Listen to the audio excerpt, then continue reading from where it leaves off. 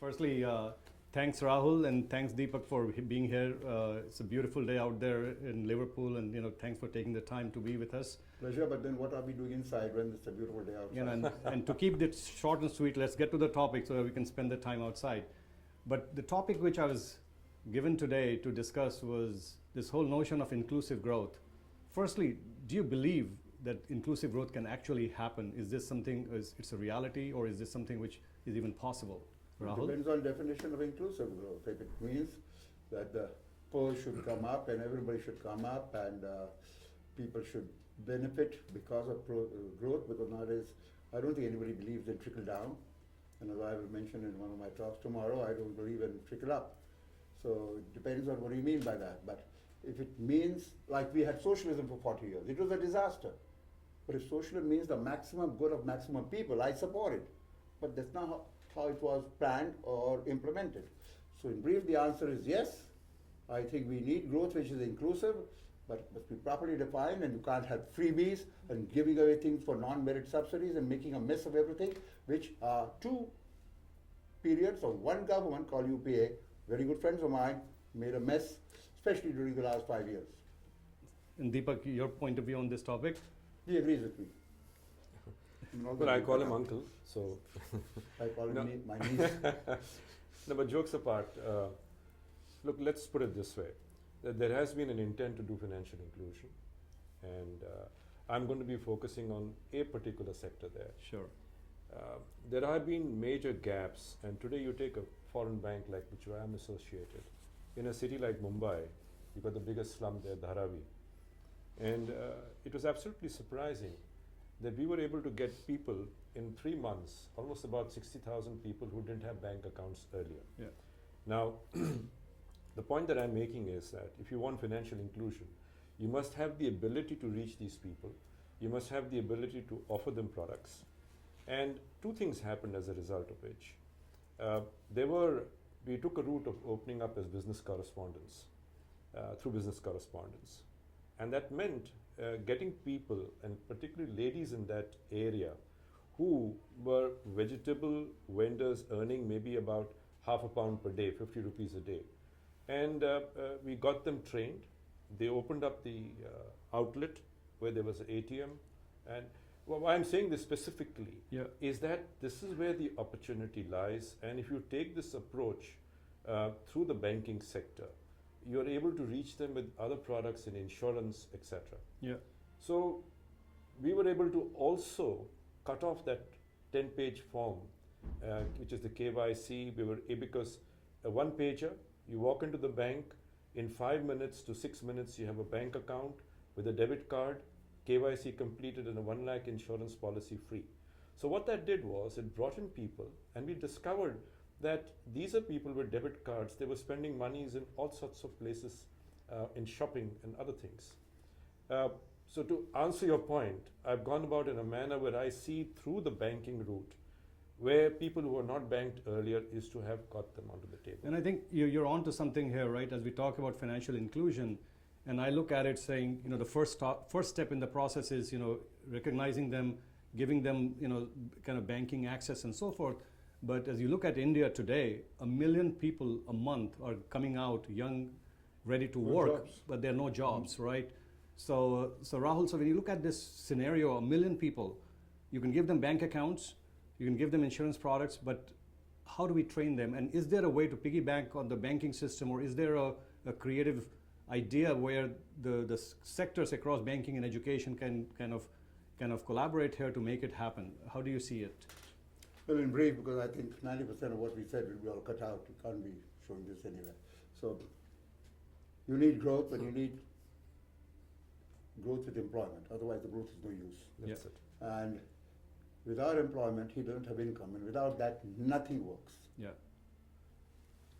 Only for him to get a job, you need growth, and then you need skills. But today, there is no matching of skills. Yeah. We have a job skill development council in India where lots of money is being spent. I don't have the time to get into details of that, but I think it needs tremendous improvement how the cooperation with which CII, the Confederation of Indian Industry, is involved, and a person like Mr. Rai, who's an outstanding executive who used to run TCS, is the head of Yeah. that organization. But being a government organization, there are a lot of limitations. So you need jobs, jobs, jobs. Question is, how do you get them jobs? That means investment, that means infrastructure, growth, and then skill development. Yeah, so to, kind of Then building you give upon them bank accounts. exactly. But can we think about it, right? So people who are, who you're targeting to give them, kind of financial inclusion and the bank access and so forth. Is there a way that you and the banking sector can actually participate in the process of reskilling or skilling these individuals? And can this become a conduit by which either the government or semi-government organizations, kind of reach out for broader skill development of the country? Well, let me put it this way. I agree with Rahul on the first point, is that education is one thing, but there have to be jobs. Yeah. And to create jobs, whether it's got to do in the services sector, I'm going to come back to the banking or in the manufacturing sector. On manufacturing, you set up the DMIC, the industrial corridor. Now, plan was to set up 25 cities, and you got about 5 which are coming up. The entire manufacturing hub there is going to create jobs. And the services sector, which is the tourism sector, that needs to be opened up. And with that will come in skill development. But the point that I was making is that in the existing sector also today, in the existing economy, there are major gaps. And when you have the ability of offering products through a platform, what happens is that whether it's in the form of giving a loan for a young entrepreneur, when you're creating a job, that is a job itself. And most of the people in our country are self-employed. Yeah. So you're offering them products where you enable them to launch a business. Right. A business, it could be a small business, it could be just basically taking agriculture to produce and selling it. But that's the kind of platform. Why I come back to this, in Africa, our bank has been the most innovative bank in terms of launching products for financial inclusion. Yeah. And getting people who were not banked earlier. And as a result of that, these are people who can create self-employment. So let me bring this, you're bringing up the good notion of the loans from the banks, and to the naysayers, right? One of the questions which comes up is, there's a large portion of what I call non-performing loans in the Indian, especially in the public sector and so forth. Do you feel that a part of it is coming from their attempt to even trying to do financial inclusion, or is it independent problem of the bank structure in India that these non-performing loans are something which are more systemic, and you can actually drive for financial inclusion and still actually have a lower non-performing loan ratio? I don't know what you meant by systemic, but one estimate is the total NPAs in the Indian banking system, mainly public sector, but a little bit private, is about almost as much 8 to 10% of our GDP. Yeah. That's crazy. That's Yeah. unbelievable. It's partly due to purposely, consciously wrong lending due to political pressures. But is it to the kind of for inclusion purposes, or is it for some bigger? Wrong political pressure has nothing to do with inclusion. Inclusion means right. Okay. This means corruption, nepotism. So that's what I'm that's referring. that's the So real that's reason. bad debts. Yeah. Then there is, for example, best example is power sector. All these companies were taking money for the power. I'm not talking the few people who are corrupt, who are involved in 2G, who are involved in Colgate. They didn't know anything about coal sector or mining or power sector, and we know how they got it. That's why somebody went to jail for 14 months without getting convicted.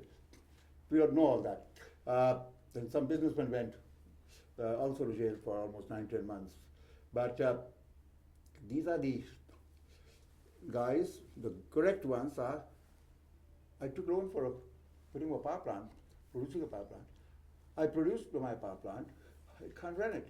I have no coal. Yeah. And there's a problem in the coal mines. Then there's a problem in railways because, and I'm not being anti, because they are very good friends of mine in the previous government. But point is, they made a mess in the last 3-4 years. Yeah. Kept saying good, yes, didn't do a thing. And so these are the guys we are all saying, it's only willful default. They should be punished, they should go to jail. Why should the good guys suffer for these crooks? As Chidambaram said long ago, or not long, even recently ago, you can't have bankrupt banks and very successful, well-doing industrialists. And I fully agree with that as an industrialist. But there are others who are genuine, and it's government policies which made a mess of that. They should be put right. If you do all that now properly with this government, if they don't, they'll go the same way the previous government went. So let me ask you, so do you think the new government will be kind of more expedient in recognizing these non-performing loans and kind of resetting the counter, if you will, because at some level you have to recognize and move on and restructure, right? So do you think that's going to happen more proactively and prospectively, or is it going to be a painful journey even from here onwards? No, they have to do it, and I believe that they are very conscious of it. On two fronts. One is there's a Basel III requirement, which needs that bank needs to be capitalized. And that's almost a requirement of about 5 lakh crores in India to capitalize banks to meet Basel III's requirement. Now, what that would mean, at the same time, they'll have to either write off a fair amount of these NPAs or address it. But the NPAs, again, I fully agree with Rahul, is that the money isn't reaching. Why is Reserve Bank of India and the government wanting banks to reach out to people at village level also? Yeah. Now, NPS is not at that level. Even if it is, the quantums are very low because you haven't reached out. So therefore, I come back to my original point. Because of technology, you'd be able to reach monies out there. Now, you're not going to give it money to somebody who's not in a position to refund the money back to you or repay that. But if you have the right platform, and which could mean that whether you take an initiative with the village panchayat in terms of creating the right jobs for them, digging of wells, for instance, taking artificial insemination for cows so that you increase productivity in terms of milk. There can be various ways to do it. Now, so I think, just wrapping up here, I think, we talked about the themes around financial inclusion, driving and creating that platform as a way to inclusive growth, the idea that non-performing loans ought to be addressed here and now, and the political will has to stand up now with urgency. And I think as we do all these things, Rahul and Deepak, I think we all feel pretty strongly that India has the potential to actually drive towards inclusive growth moving forward. Thank you all.